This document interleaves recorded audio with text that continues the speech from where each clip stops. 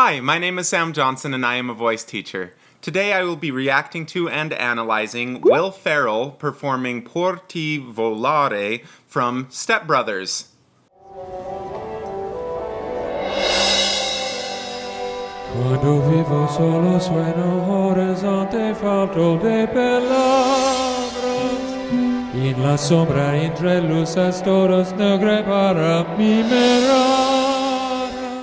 He has really good legato so far, to be honest. He's moving between the notes very smoothly, which is one of the things that we look for a lot in classical music. And so the song is it's a crossover piece. I think it was Bocelli that did it. It's still, in all intents and purposes, we follow more similar things to classical music than we do to pop music, and so he's getting that quite well.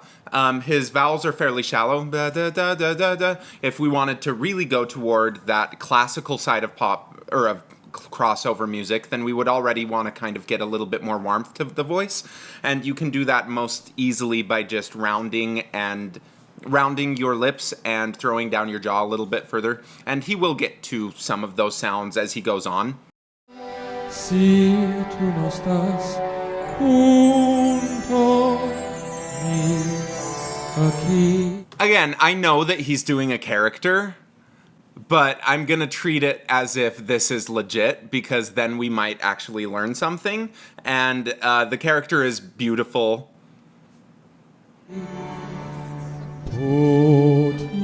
See, right there already we get that po, a little bit more of that rounder sound, but then when we get to the T, we lose a little bit of that warmth. Po ti, po ti. If we kind of keep it in that same place, then it will maintain quality a little bit better. Volare, Volare, volare. Espera. Yeah, it's getting a little bit wide already. Espera, espera. If we could just start getting a little bit more of that kind of shape. Basically, every song that sounds good and consistent has an overall tone that is fairly consistent. With this, my expected tone to make it consistent would be more of an kind of sound. That open And he's going between that and a few other sounds, and that's what's giving it some of the amateur quality.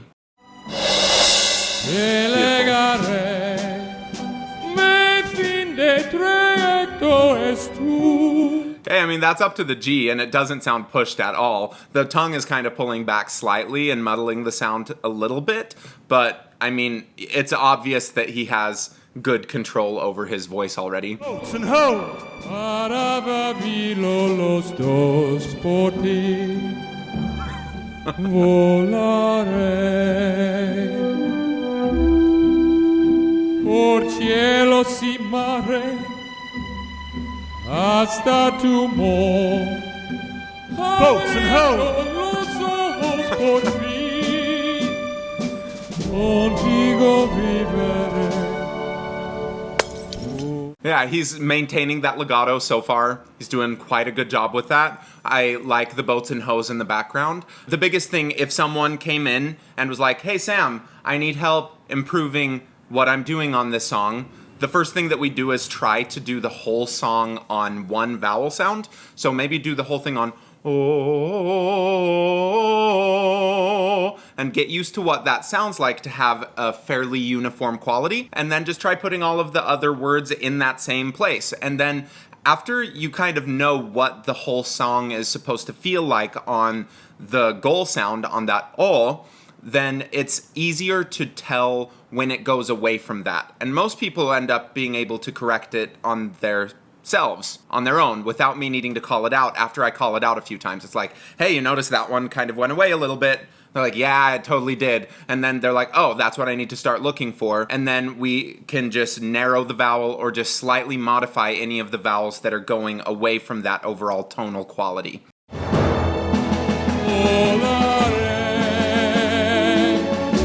That said, like, he's not really falling into some of the traps that people who are singing crossover or classical music do, where they kind of put everything really, really far back. I like that he's keeping it fairly spoken. It's just we need to round it up a little bit. He's going volare and not volare. which ends up sounding really good in your head, kind of. It ends up sounding perceptually better in our heads than it does to everyone else. He's not doing that. And that's a hard habit to break. Okay, so the question is, am I analyzing Will Ferrell or am I analyzing the character? If I was analyzing the character and this person who is a character came into me, maybe it would be a little bit harder. With Will Ferrell, I mean, it wouldn't be difficult at all just because he is a brilliant person and has such an eye for vowels and for accents already that I think he would latch onto those things really quickly. But again, he doesn't want to sound that good in this, in my opinion, because he's being a character. He wants to sound like this. Maybe he would want to sound good. I don't know. I think I can recognize when things are pretty funny, and this is really funny. Would it be funnier if he was like legitimately incredible versus being just like pretty freaking good? Because let's be honest, he's doing quite well. Most of the hallmarks of music are being met. He is on pitch. He is on rhythm. How many times did he have to sing this? Is he lip syncing? I don't think he's lip syncing, but like those things aside, it sounds fairly good. The only big standout things are the vowels are a little bit inconsistent. You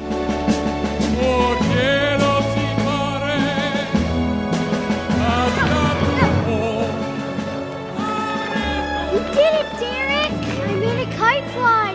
Brennan, you're the best big brother ever! Adam Scott is one of my favorite people of all time.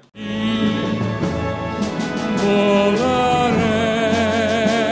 Yeah, he is doing a fairly good job of keeping an open throat while not falling into that trap of what most people think an open throat is. Because whenever we do this kind of sound, inside it feels quite open. It's a false kinesthesia when we think that it feels a certain way, but in all reality, the tongue is actually shoved back and taking up all of that space. But when you ask a significant number of people to open their throat, That's what they do. A lot of people who sing in choirs are told to open their throat and they end up doing this, and then it becomes just this very muffled sound. he's not doing that. He actually has a legitimately open throat. It's just his vowels are a little bit spread. Oh, cielo si mare, hasta tu voz, abriendo los ojos por fin. Oh, oh. So going back to what Will did just a second ago, he was approaching it with that slightly rounder sound. It just starts sounding less spread, less splatty, less abrasive. But when he got to the really high notes, some of it was his larynx was rising a little bit, and I do think that if we just focus on keeping that kind of more open, ho ho ho, naturally the larynx will start falling a little bit, but there could be that he's just like getting in his head a little bit and forcing those top notes out a little, but it doesn't sound so terrible. Like, I legitimately think that it would not be hard to just take that edge off a little bit and make it sound very even all the way through this song.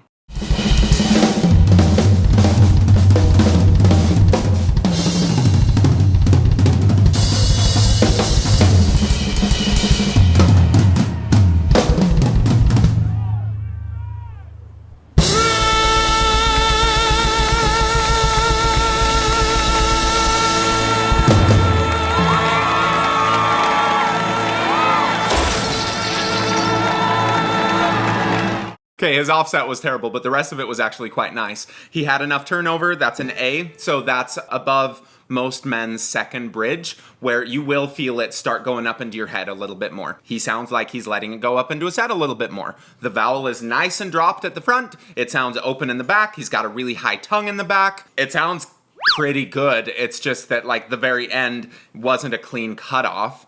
Just breaking down the joke a little bit, it's amazing that they put in the breaking glass or the breaking ice because it's funny, but does that actually happen? Yes, but not from that note. So everything has a resonant frequency. If you hit a bell, it creates a sound. The time that reminds me the most of this is in my old house. Whenever the doorbell rang, it had a sound, obviously, but when my dog would bark, the doorbell would also start ringing. The frequencies that she was creating with her bark matched the resonant frequency of the doorbell, and it would just kind of reverberate.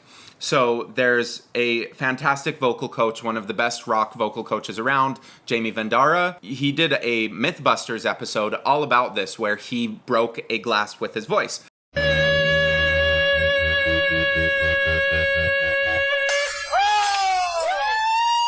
And when you tap on a glass with a knife or something, you find out what that resonant frequency is. And then if you are able to match that frequency vocally and get the amplitude up enough, it breaks. Can anyone learn how to do it? Probably not, but maybe. In theory, we can get anyone's voice high enough to match those frequencies, but they're very, very high frequencies. And in reality, I haven't seen it be possible. Jamie is a much better resource on this, so if you're interested in doing this, as I was in high school, and I was like, yeah, my goal for the summer is to break a glass, and then I didn't end up doing it, and I really wish that I had worked on that. Go look up Jamie, because he's got a lot more information about this, but it's a interesting physics exploration, and you could do it with just blasting a sine wave at that same frequency from a speaker that's close to it, but that's not as fun. So does the ice have a resonant frequency? Maybe. Is it an A4? I doubt it. But now you can be that guy when you're watching this movie with all of your friends who want you to be that guy. Thank you for watching. Please like, subscribe, leave a comment below. I need comments. Comments are amazing. I haven't been getting as many comments, and I just am in withdrawal from not having as many comments. There are a bunch of links below. Go check out those links. And thank you to the user who has been requesting this video for a long time.